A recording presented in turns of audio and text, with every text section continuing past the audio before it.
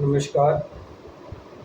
मैं आचार्य परमेश्वर तिवारी श्री रामदास आयुर्वेदा सेवा संस्थान में आपका हार्दिक स्वागत करता हूं। और आज हम आपको बताने वाले हैं कि ये जो हमारा शरीर है ये 5 तत्वों से मिलकर बना है। और ये बात सभी जानते हैं कि ये जो हमारा शरीर है ये 5 तत्वों से मिलकर बना है। अग्नि, जल, आकाश, वायु और पृथ्वी। तो ये जो 5 तत्व हैं ये शरीर के विशेष तत्व माने गए हैं। और इनको जो मेंटेन रखते हैं, जो इनको संभाल के रखते हैं, वो 3 चीज़ और भी हैं जिनको आयुर्वेदा में वात, पित्त और कफ कहा जाता है। ये जो 5 तत्व का शरीर है ये 3 चीज़ों पे के बैलेंस पे बना हुआ है। वात, पित्त और कफ के बाद बैलेंस पे। और जो वात, पित्त, कफ है ये 5 तत्वों को संभाल के रखता है। जो 5 तत्वों का शरीर है इसको वात, पित्त, कफ संभाल कर रखता है। और रामायण भी हर घर में पढ़ी जाती है। तो इसकी जो व्याख्या है रामायण में भी है। रामायण के उत्तरकांड में इसकी पूरी व्याख्या है वात, पित्त, कफ के बारे में। और ये शरीर का एक बहुत ही मुख्य हिस्सा है जो 3 भागों में शरीर में बांटा गया है।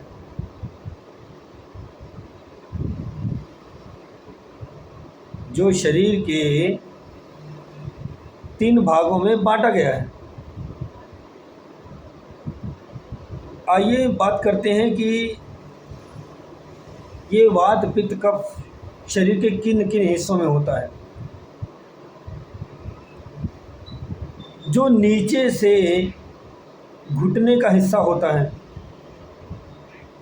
ये होता है वात का। और जो घुटने से ऊपर का हिस्सा होता है छाती के नीचे नीचे तक का, घुटने से ऊपर और छाती के नीचे का जो बीच का हिस्सा होता है ये हिस्सा होता है पित्त का। और छाती के ऊपर का ये जो सारा हिस्सा होता है ये होता है कफ का। तो इन तीनों को बैलेंस करने के लिए हमें मौसम के अनुसार चलना होता है। चाहे सर्दी हो चाहे गर्मी हो, ये दोनों ही में मेंटेन करके रखना पड़ता है। सब में बैलेंस बना के रखना पड़ता है। और अधिकतर ये समस्याएं कब होती हैं मैं आपको बताता हूँ। जो वात की समस्या होती है वो अधिकतर सर्दियों में होती है। आदमी कहता है बहुत जोड़ों में दर्द है, गर्मियों में नहीं पता चलता उनको, लेकिन जब से ही सर्दियाँ आती हैं वो दर्द असहाय हो जाता है। उस समय क्या होता है, जो सर्दियों में हमारे शरीर में हवा होती है, हम ठंडी चीज़ों का ज़्यादा सेवन करते हैं।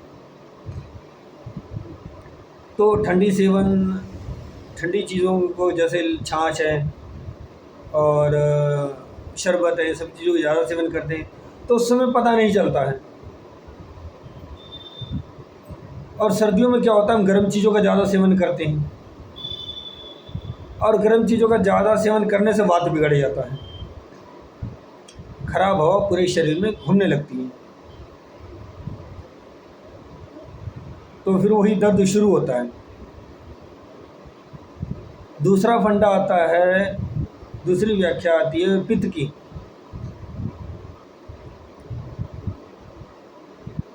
पित्त का भी बिल्कुल वैसा ही काम होता है कि अगर आपने कोई घनिष्ठ चीज़ खा ली, भारी चीज़ खा ली जैसे आपने, और पित्त आपका अगर कमज़ोर है तो खाना हजम नहीं होगा। खाना हजम नहीं होगा, पेट में अग्नि उस हिसाब से नहीं जलेगी। अगर अग्नि शायद कमज़ोर है आपका तो अग्नि नहीं जलेगी, और जब अग्नि नहीं जलेगी तो जो आप भोजन खाएंगे वो अंदर वैसे ही जमा रहेगा, सड़ता रहेगा, गलता रहेगा।